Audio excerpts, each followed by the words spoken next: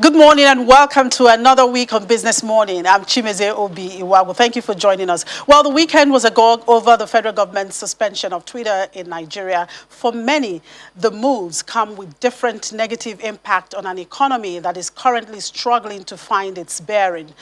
This, no doubt, have direct costs for businesses that use this medium for advertising and price discoveries. It's also seen as a scare for any potential foreign investors. But let's quickly get the perspective of the Director General, Lagos Chamber of Commerce and Industry, Dr. Muda Yusuf, about this.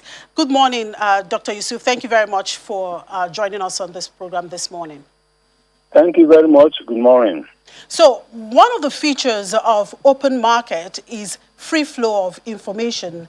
In the words of Ayn Rand, we are fast approaching the stage of the ultimate inversion, the stage where the government is free to do anything it pleases, while the citizens may only act by permission. Would you say this is, where we are? This can be described where we are at this point, and can the economy really afford this?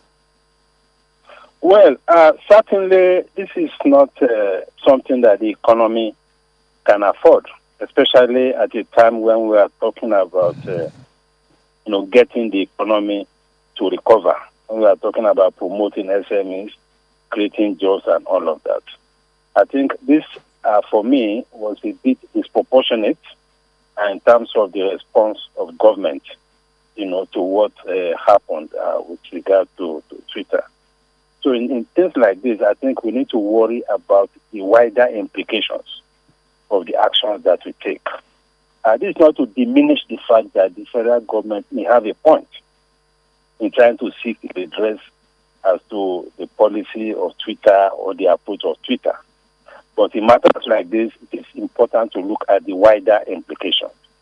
The implications for small businesses, those who use the platform for advertising, for campaigns, for sensitization.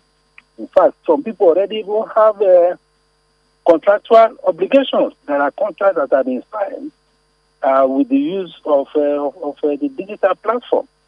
So these are things that we need to look at. Also, it has implications even for the perception of the country itself. So things like this need to be looked at very, very carefully before we take actions of this nature. And I must also say that even on the part of Twitter, it is very important that the context of tweets are also properly understood, so that when they're also taking decisions, they be better informed as to the contextual issues around whatever tweets are on their platform. So that will guide them, that will enrich their judgment as to whatever action they want to take on any tweet that is on their platform.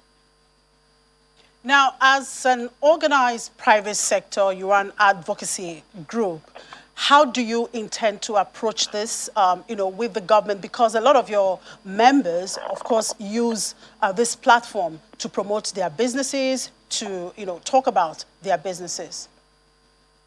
Well, we engage the government. Of course, there has been a lot of commentaries around this, and I'm sure government is aware. That is why the government in the last meeting was talking about temporary suspension. And from all indications, this is not going to last long. We in the private sector, we have to draw the attention of government to the wider implications of this. And if we also have channels to Twitter, we also, of course, use that to Twitter, so that there's a common understanding on how to ensure that communications could create problems, either for the digital platform or for the country itself. There has to be a balance between these, because people talk about freedom of speech, but no freedom is absolute. So we have to be, properly guided as to how we manage this situation. I will do this by properly engaging the parties concerned. All right. Thank you very much, Mr. Yusuf, for sharing your thoughts with us on the program this morning.